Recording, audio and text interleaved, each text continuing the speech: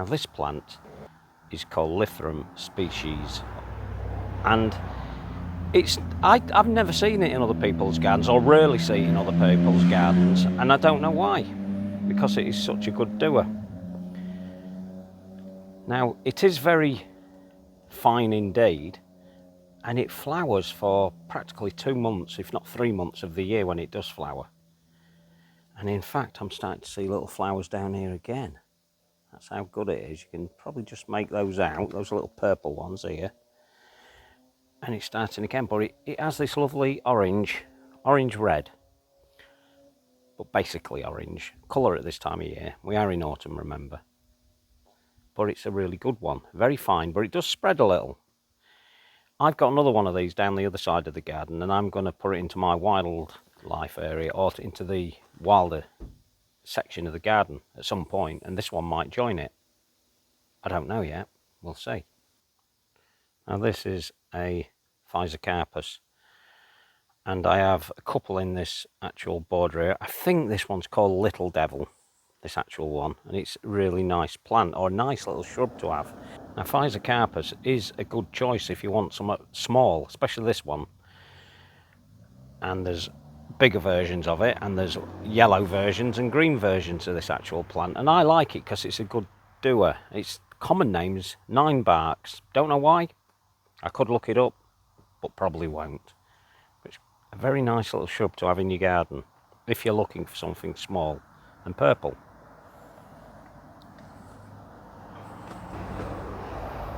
That acer over there is looking great still. It's not going to be long now before it drops its leaves. So that is one of the euphorbias, and one of the Euphorbia wolfenii. And it's quite a nice selection that I made there. I took it as a seedling, and it turned out to have some huge seed heads or flower heads. So I think it was quite a good choice, but we get to a point with some of these plants where they're absolutely huge. And I don't mind that, as you know. I don't mind this being big. I keep clipping it in. I keep clipping some of those outside sections, and I keep bringing them in to keep its shape a little bit nicer. A lot of Euphorbia wolfenii can have a really nice shape without any intervention at all, but some of them require some sort of work on, and this one in particular does. I've been toying with taking it out for quite some time now, but it's still doing well, so I'm going to leave it alone.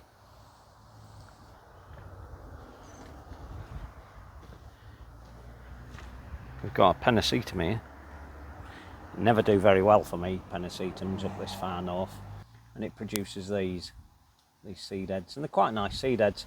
But I'll be honest with you, up in Lincolnshire where I am, it's not a long enough season for them to do anything decent. There are one or two good Pennisetums on the market now that would produce a better flower. That is one of them, to be quite honest, but never really comes in quick enough. There is still time. We've got a nice hot spells coming up, so that might encourage it to send those seed heads out a bit more. And they are nice seed heads,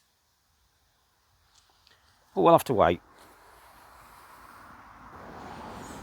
I keep looking at these pine trees. I have two of these. This is Pinus mugo, and I need to shape it better. It's not very good at the minute. Well, it's okay, but it could be better. So I've decided at some point through winter I may change the shape. Now while this is coming over, we'll just show you this. That's a common buzzard going overhead there. Lovely, flying over the garden. What a beauty. We get those coming over all the time. Beautiful. Anyway, back to this. So I want to do some shaping with it. It would be okay here as it is, but I like to see more of the insides of this plant because it is quite interesting. You can see like that. Now all these dead bits that you can see here, for those that don't know, you can simply pull those off if you wish. If you wish to keep it tidy and clean, take them off.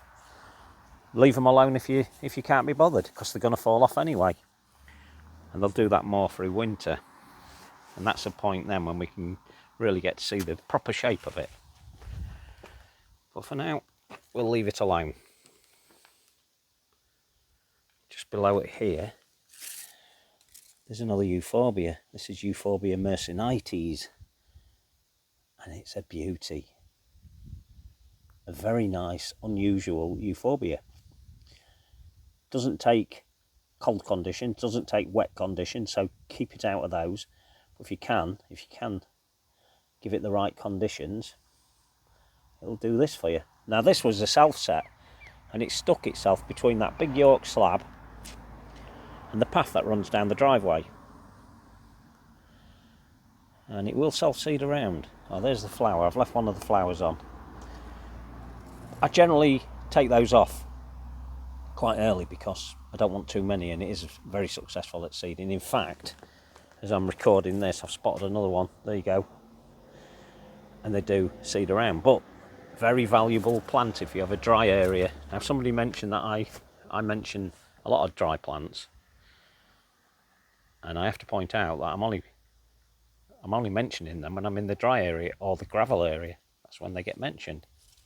What else would I put there? I don't want to put plants in there that require damp conditions because it's a dry area and a south facing area. But ironically, this plant would prefer a damper location, which proves my point that you should give them a try in an area where you wouldn't expect them to go. This is a Rhododonyx macrophylla, and the macrophylla refers to the leaf. And from time to time people contact me and say it's an invasive species. It's not in the UK, it's not. It's fine here. I never struggle with this one. It's very well behaved. And every now and again I take one of the outside chunks off of it, put it in a pot and move it on. But invasive it is not. So this is one of the cow feeders that I rescued, and we've got some lavenders in it, and I cut these back some time ago, and this one's called Edelweiss, and it's flowering again, as you can see, sending out more flowers. It's not going to get much further than that. It's just the time of the year that I actually pruned it back, but it's doing well. We've got a lot of Verbena bonariensis in this, and I didn't mean to leave so many in, but I am going to have to thin those out at some point. They are going to have to go. This time of year again, a serum time. There you go, beautiful. Can be very invasive, this plant, or very successful, but I love it. Look at that. It's a lovely plant. It was already in the garden when we moved here, and it would have just been put in one location, I would have thought, originally, and then it's spread itself around because they spread themselves around. Now you'll know you've got this plant if you see little orange bunches of seed heads. These can tuck themselves under plants and you don't realise they're there. And they are beautiful. A very nice plant. Only starts showing at this time of year. We're in October now.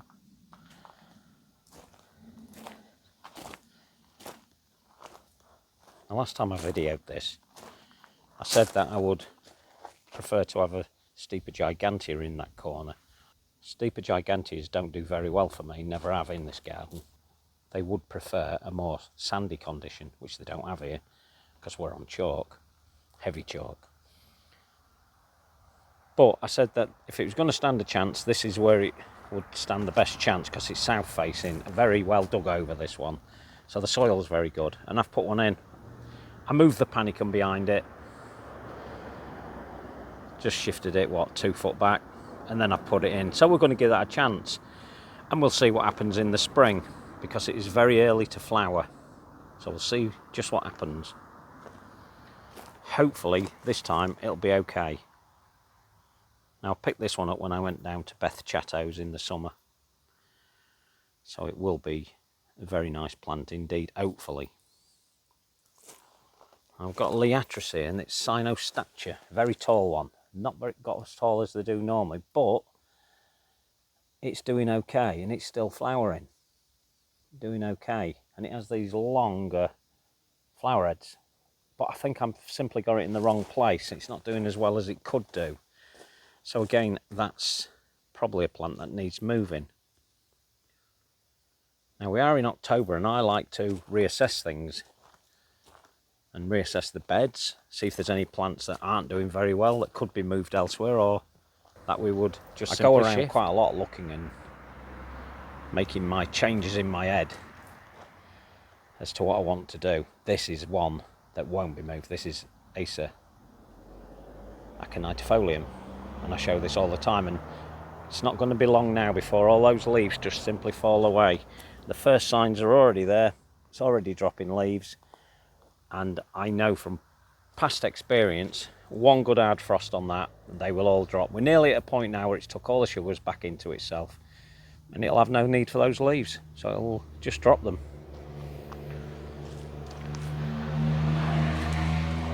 Keep looking at this euphorbia.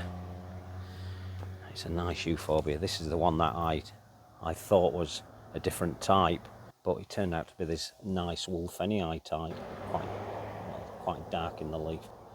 Now it's showing more blue, but actually it's more green than that, deeper green, but it looks really nice. I think it's a seedling of a euphorbia called Black Pearl, and it will be given away when it flowers, because Black Pearl is quite distinctive on its flower head, so I will be able to assess whether it is off of Black Pearl. Obviously it can't be Black Pearl because Black Pearl has to be split, and the seedling you can't call Black Pearl.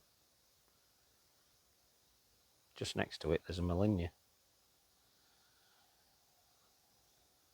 and it's in its autumn colours. Now I moved it from 3 foot to the right of where it is now, and that, as a result of that, it's sent it into kind of a shock, and it's turned into its autumn colours, which are yellow, and it will become even more yellow, but even at this phase it looks beautiful.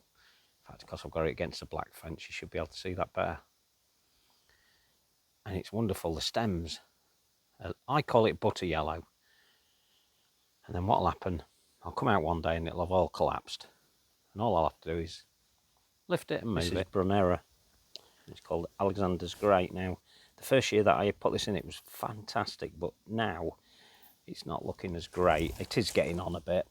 I say getting on, it's only 3 years old, but I think it would benefit from being lifted and split, but I'm not going to do that just yet. I'm just going to give it a little bit more time, another couple of seasons, couple of years, and see what happens. And if it does cause me any problems, I will take it out and split it. But for now, I'm going to leave it alone because it has that beautiful colour there, and it has a forget-me-not type flower, and when spring comes you'll be able to see that better. Now there is a seedling of it here. They do seed around. No, I don't find many, but everyone I find I keep, because it doesn't seed a lot. I mean, it might do for some people, but for me it doesn't. So that's the seedling of Alexander's Great, but I'm going to keep that. So autumn continues to go at a pace. All the colours are coming in lovely. I've seen loads of pictures of this particular miscanthus. This is Miscanthus memory, and I've seen loads. I saw one picture where there was about 15 to 20 in a row, and it looked absolutely superb. It was more yellow than this one is. This one will turn more yellow. It's not there yet, but it's getting there.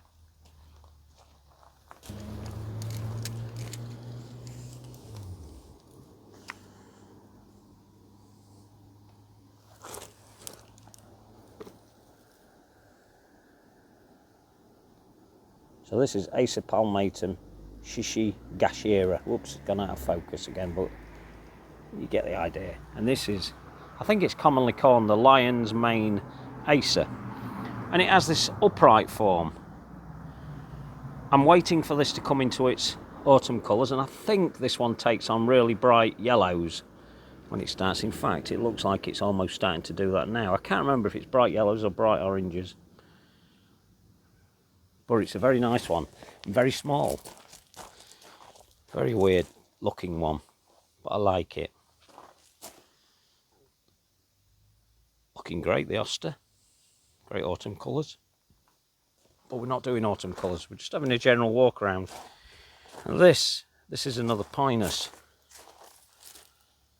and this one is called Chief Joseph, and it's contorta type. Very small. When I first bought this, I remember joking that well, not joking, I was telling the truth, that when I bought it, it was about 6 inches tall, and I paid an absolute arm and a leg for this one.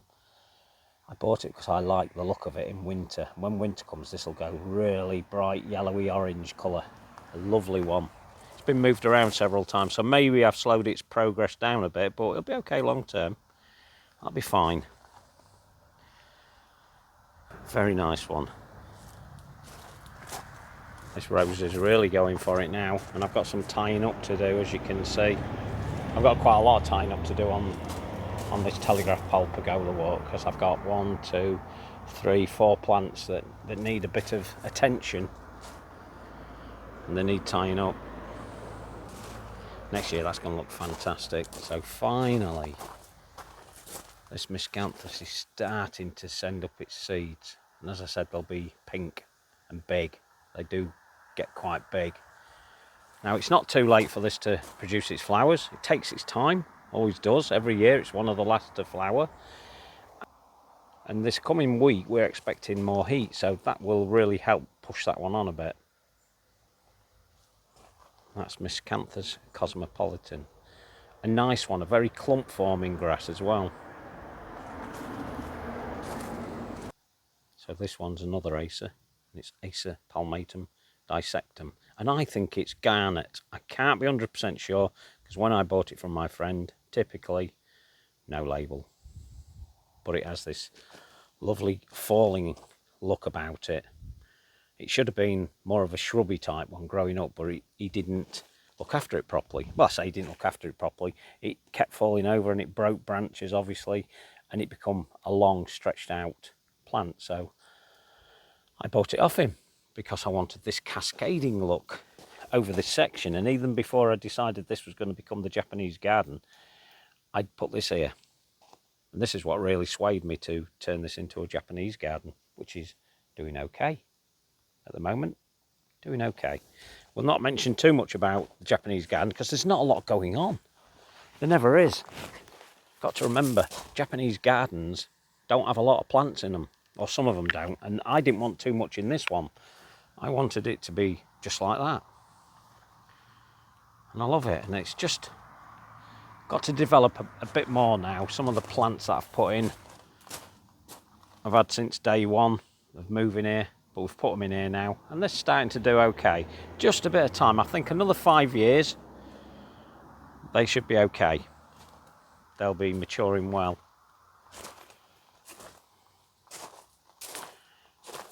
Hellebores will soon be making their presence felt. I tend to go for the more wild looking ones. In fact, they're definitely wild. And this one is Hellebores fotidus, or the stinking hellebore. And I do like it. Now, these have all come from an original plant that was already here under the edge line when we got here.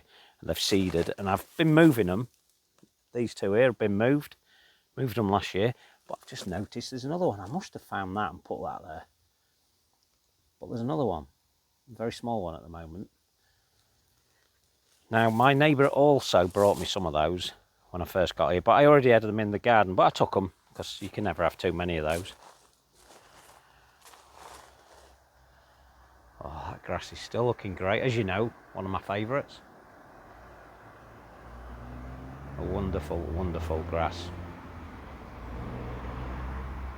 Absolutely beautiful.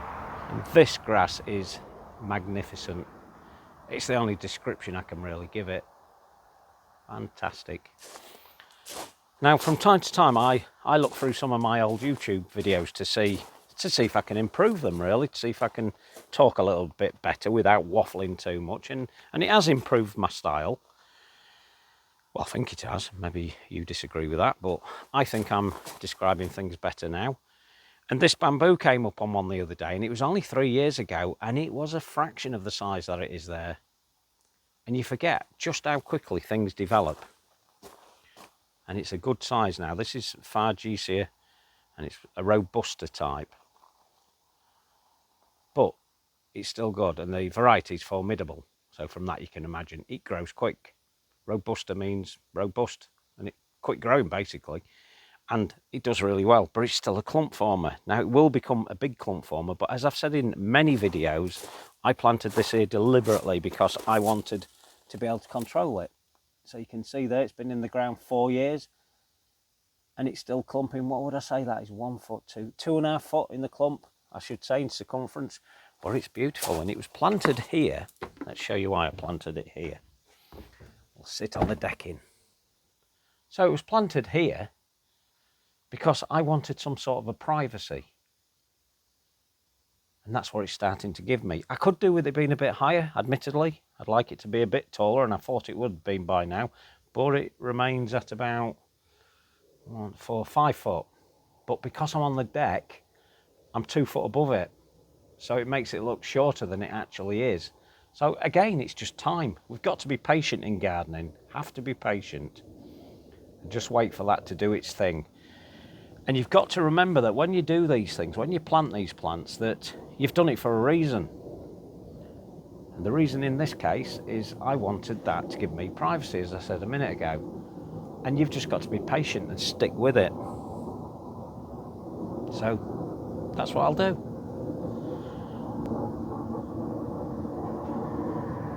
It's always a nice view. Even in October, it's looking good.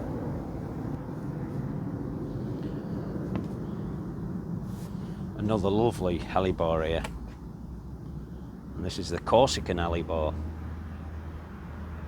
and it's lovely. It's another seedling, and it's about 2 foot now, and if you want something more evergreen, that would be a good choice for you. It self-seeds around, but I don't find much of it, and I just love to have it around, to be quite. I can see there's a, oh no, I just spotted a red berry in it, and I thought, ooh, I didn't know it did that, because well, I know it doesn't do that. I've just realised that that the holly above it is dropping berries onto it. Anyway, back to this. So this hellebore is a good evergreen. Doesn't last for long, so if you're going to get this one, just bear that in mind. You might get 3 or 4 years out of it. Could be less, could be more. Depends where it's located. This was a tiny seedling when I put it in there. I think I moved it from couple of feet to its left and popped it there, and it's under the tree, and it's done absolutely fantastic, and it's coping quite well. And that one is Hellebores agutifolia, but commonly known as the Corsican hellebore. I did visit Corsica when I was a 25-year-old, and I never got to see that in its native mountains where it grows. I'm sure it grows around there, but I never got to see it. What a shame. Just below it we've got Viburnum davidi, a very small and squat plant indeed, and if you want something to do well under a tree, this would be a good choice again. It's an evergreen, and once it's got established, it copes very well under trees, under dry trees as well, but you do have to get it established before you can expect anything great. These have been in here 4 years. When I first dug the grass away from that particular holly, this went straight in, and they were little plants, 2-litre pots when I put them in. Now look at them, beautiful, absolutely beautiful. Now, I said we're not doing an autumn colouring one again, but let's mention this. This is one of the sorbus, and this one is, well, it's a favourite of mine of the sorbuses, and it's called Autumn Spire because of the way it grows, but they're not doing very well for me. Not doing very well at all. But this one's doing a bit better than the other one I've got. I had 3 at one point, one did die off. The second one's not brilliant, but this one's okay. But this one's been in longer than the other. And I think given a bit of time, a couple more years, let it settle in and feed it in the springtime, I think that'll be okay. But it's not as happy as it could be if it was in a better soil. But it is where it is. Now this is a grass that I wouldn't be without. And I never mention it enough, to be quite honest with you. But I wouldn't be without this one. And it's called Calamagrostis brachytricha. And a true beauty in my opinion. Very beautiful. And when we get to this phase, it gets a lot of attention. But before then, it's just a little clump of green grass. But this is what it turns into. Beauty. Now this is an aster. And this one's Izomozoraki. A little bit of a spreader, I was told early on, but never seen it spread here. It's always remained clumpy. More clumpy than it is spready, but it's a real nice late season aster. Beautiful little flowers. They're not massive compared to some. In fact, let's put my fingernail there, my mucky fingernail. There you go, look. There's my fingernail. Now, as I've said in previous videos, I've not got the biggest fingers or the biggest hands, but that is a tiny one. But really, really nice. Worth having at this time of year for the late pollinators. Or for the bees to pollinate at this time of year, rather. Another great euphorbia there. That's my own Euphorbia wolfenii malachi. Just waiting for it to really get into its winter stride, when it will go even bluer, and then it will have those purpley tinged tips, which I can spot from here now. And we'll go round there in a minute and we'll have a look at that and see where it's or what phase it's at. We will go round and look at that. So here we are, the other side of the border, looking at Euphorbia malachi, and this is what I wanted to show you. Now, although they look brown, and they are, to be quite honest, when you look at them in this situation, they are a little bit browner. As soon as it gets cold, this particular one will turn some lovely purpley red tinges on the tips, as it appears to be doing there. But we need some cold weather kicking in. Not kicking in quick enough, is it? We have had some frosts, which do help, but I need colder weather. But it's a very good, very strong euphorbia. But my own, not brought it to the market, have I? I need to talk to Ben up at Cliffbank Nursery, see if he'd be interested in taking that one on and bringing it to the market, because it really does need to be out there. I have passed it on to one or two people, and hopefully they're giving it the respect it deserves. Who knows? So we've moved over to this Rheum palmatum, tanguticum, and this is the phase it's at. It's carrying on. I bet a lot of people have lost theirs. They've already died back, but I put grassy bottom here. I've put it next to the wildlife dip pools, and we have a bit of an overflow that comes in, as I always mention. And so it continues to carry on. And the colours for autumn are pretty good, actually, so they get to that yellow colour. A lot of plants do this, but this one does it quite well. Very nice indeed. So we'll wander a bit further down the garden, talking about nothing in particular. There's another Brunera, and that was a seedling. I cannot remember where I found it, but I seem to think it was up at Alexander's Great again, and I moved it because it had this wonderful colour. There's lots of Bruneras that show good colours, but this one had more of a moonlighty colour, and I'm still trialling it. It's been here for 2 years now, and we'll see what it does. There are quite a number of Bruneras out there, and a lot of them do have good colours, but for me, I think this one's pretty good, but time will tell. So the garden's looking good. What do I do at this time of year? I hear you asking. Well, not a lot really. I'm assessing, working things out. Do I want to move stuff? Don't forget, I'm out here all the time, so I'm always moving stuff around. If they're not working, they get moved. That's nice, that silhouette of that Cynara. Beautiful. Now this is one plant that I will leave alone. Really needs moving. I've been assessing it, deciding whether I keep it here or not, because it becomes a monster, and the leaves have already started growing, as you can see there. And it will become a monster leaf, which will come right across this path. Again, I don't mind it. The cats love running underneath it, so I don't mind it. But I just love the silhouette it gives at this time of year. And there will come a point, at some point, when I have to cut that down, get rid of it. But that won't be yet. Give it a bit more time. So here's Calamagrostis brachytricha. And as I said, I won't be without this one. It's beautiful. It really is beautiful. And I can't big that one up enough. So if you can get hold of that one, get yourself it, because it is a true beauty. Again, behind it, another Euphorbia. And that is Cross Pasteuri. As I keep complaining about this one, it never died. I expected it to die, but it's still here. I love it though now. I loved it then, but I just didn't expect it to live. Below it, there's a little Euphorbia purpureum. It's not got into its stride yet, not got into its colour, and it will go really reddy purple, that one. But it's not there yet, so we'll carry on. Now this Stipa, or Girava Ichu, impresses me every time I walk down here. Although I know it's here, it always catches me out. it just hangs beautifully. Now, I've planted some seeds this year and got them going. And what I've decided to do is put them in next to it because I want a swathe of this.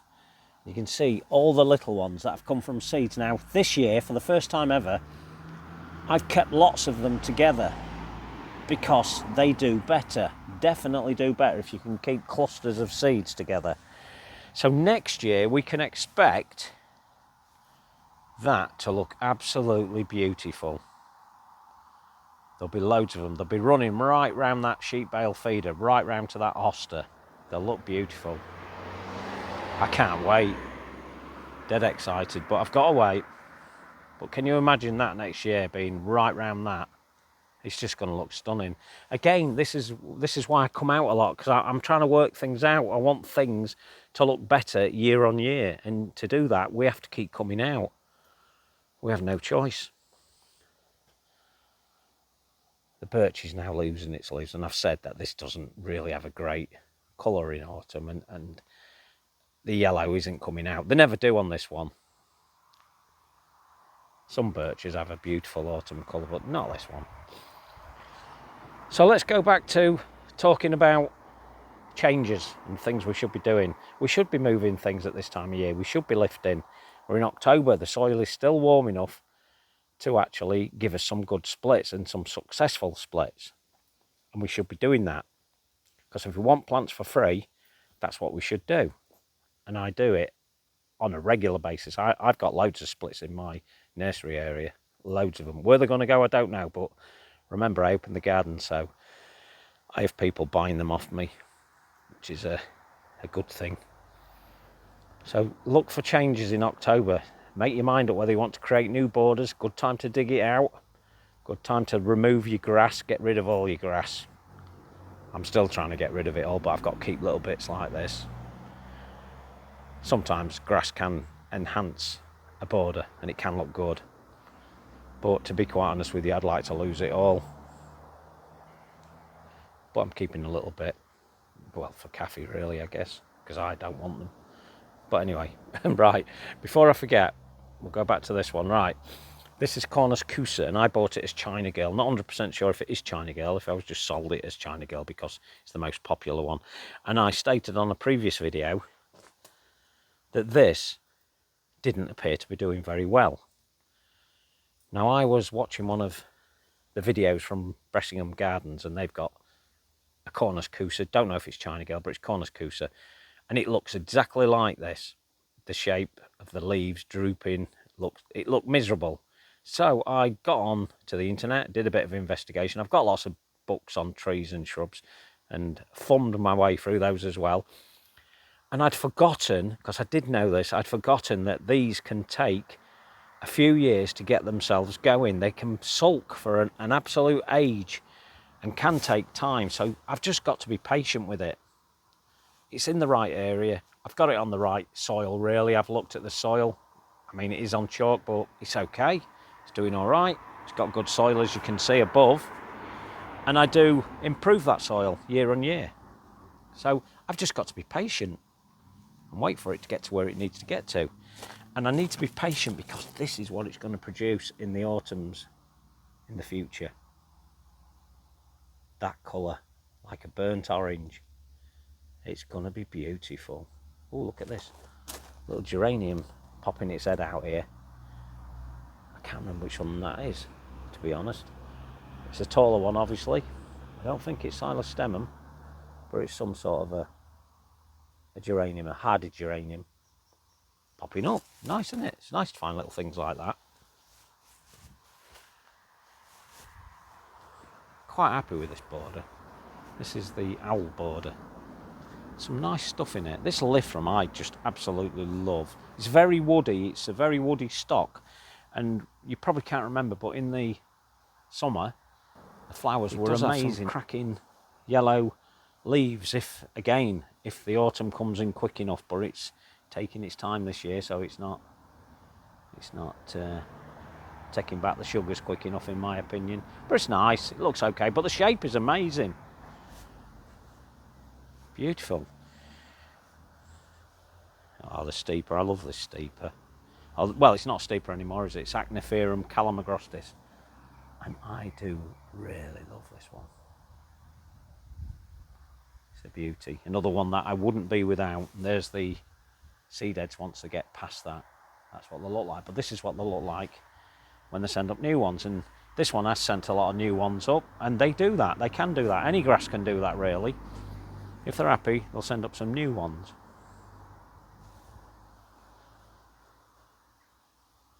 So Euphorbium, skinny mini, my own skinny mini there, looking good. It hasn't got the dark seed heads that it would have had probably 2 or 3 weeks ago, because they fluff up and blow into this, and then that's when they send the seeds out. And I find 1 or 2 around the garden. This one's a bit further on. Leaves have gone, but I will leave it. I will not touch these till at least the end of January, depending how we're doing on the weather.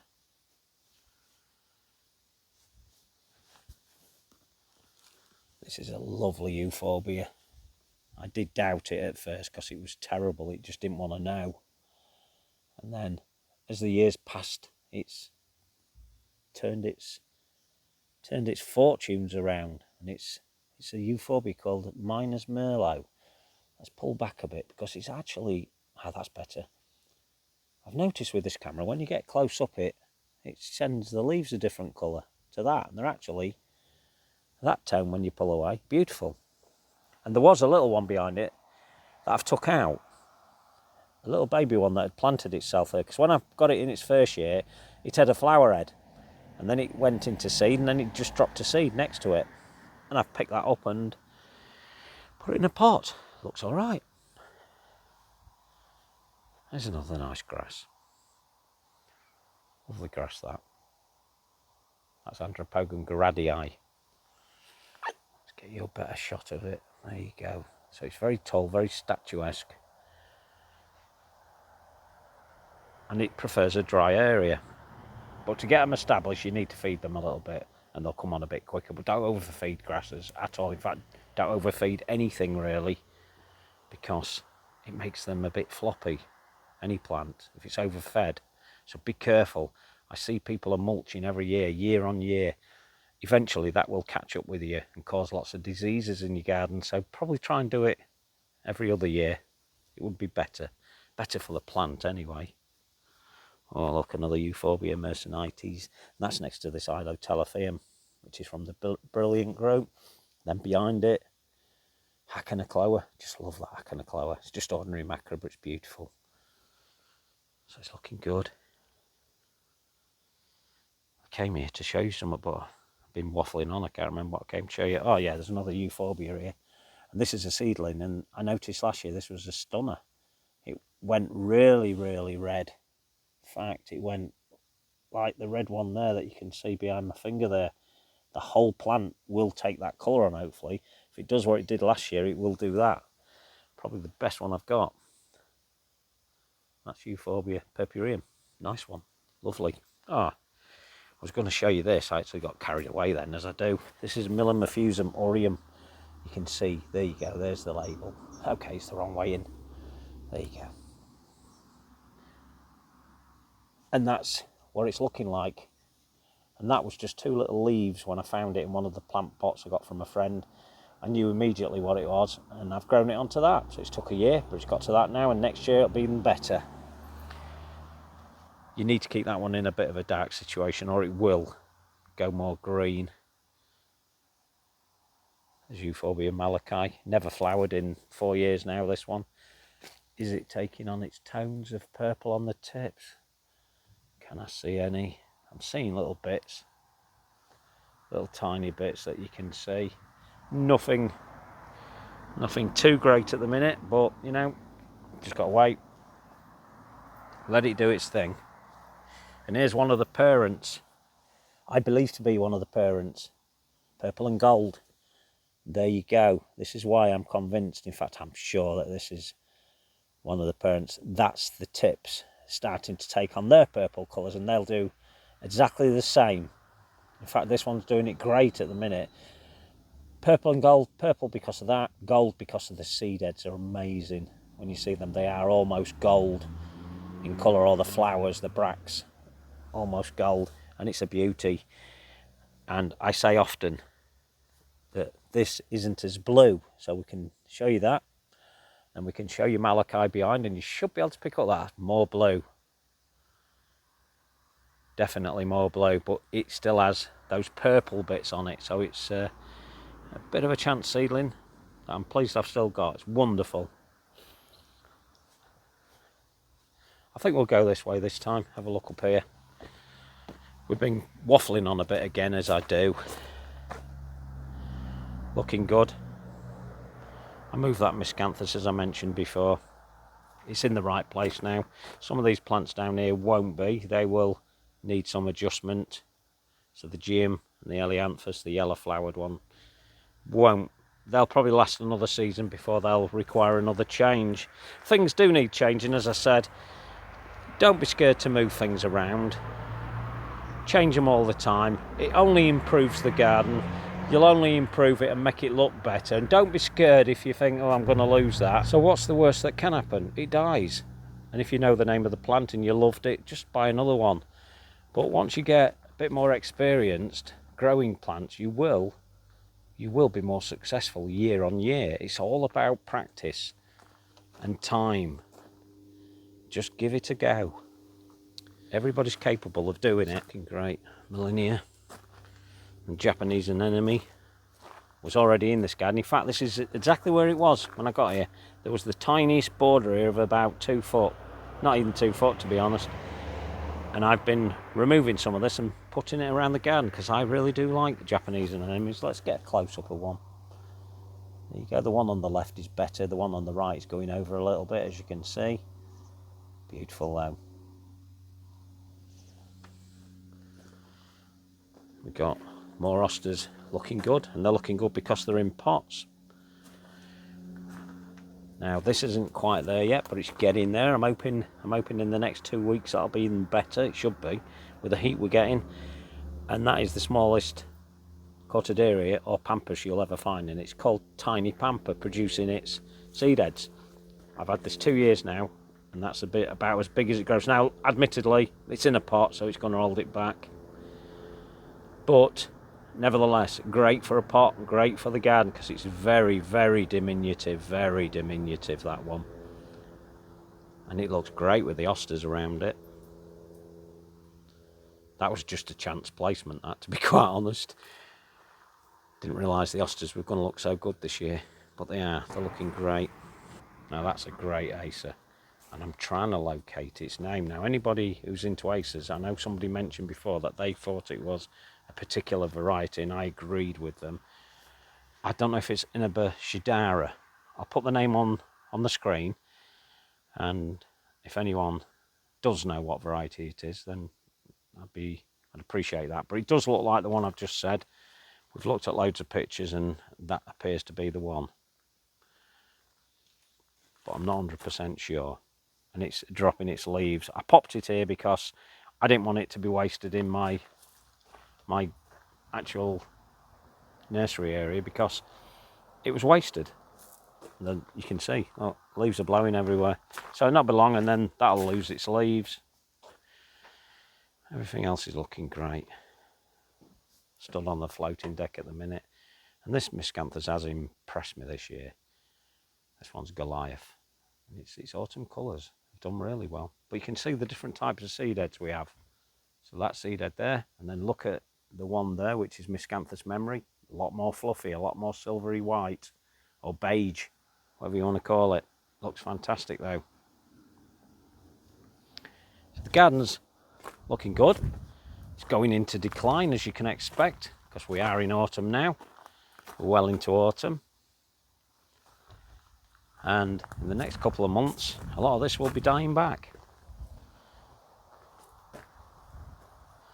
And I wouldn't say it's a sad time of year for me. I'd say that's a great time of year, because I can then tidy things up, make any further changes that I want, which I will. And change is always good. Don't be afraid of change. Always good to have a change. And the next area that I'm likely to change is that bit there, which is more of a wildlife area. And I mentioned at the beginning of this video about Elithrum. Not as That good a is colour as the beautiful. one on the driveway, because that one's more exposed and this one isn't. But it will take on the same colour tones eventually. I think that's going to be better in this area. And as of yet, I've not decided how I'm going to do this, but it definitely needs a border reshape. We need to get that right. If I'm going to commit to it, I need to get the shape right. There's another wonderful Eupatorium. That's Eupatorium cannabinum. And as this is going to be more of a wild area, that fits in beautifully, because that is a species type. But it looks great, especially with that sorbus behind it. That's Olympic flame with the orange leaves. Not very mature yet, so we'll not mention that. Keep quiet. Don't want to bring your attention to a rubbish plant. It's going to be beautiful in the future. But this whole area is looking nice, I think, anyway. Things are establishing. We've got this lovely Cortaderia Evita that I said is flowering. Then behind it we have the wonderful, wonderful Buddleia Bressingham Bountiful that I showed this year with the huge flowers on it. Huge, they were massive. And as I said then, I think it's down to the plum tree that's, well, you wouldn't guess that was a plum tree, would you? But it is. Let's see what happens next year, see if we get any regrowth on that. And if we do, we will keep it. We will dig out around it, and hopefully we'll get that going again. It had quite a lot of storm damage, so I've had to prune it accordingly. But I've planted Buddleia Bressingham there, or Bressingham Bountiful, so that it would take over if it needs to. And if the plum does survive, then this will actually complement it quite nicely. It'll do okay around it. But it's a beauty. If you can get hold of that one, highly recommended. Look online. They are online. And they are selling it. A new introduction this year from Adrian Bloom. What a choice. Stunner. Okay. I think that will do. And once more, we will end with that great shot of the dovecote. Oh, and for the person that mentioned the dovecote, yes, I did make it myself. And I've used some old wood on it. I built it by hand this year. I was struggling with my shoulder, so it took quite some time to build it. But yes, I did build it myself, and I've built many in the past, but this one I've decided to keep the natural colour, whereas the other ones I've always painted black and white, like the traditional ones. But that isn't a huge one. That's a lot smaller than the normal ones. And it's more a bird coat than it is a dove coat. And I don't keep doves in there. I did used to keep doves in the past, but don't anymore. So it looks good.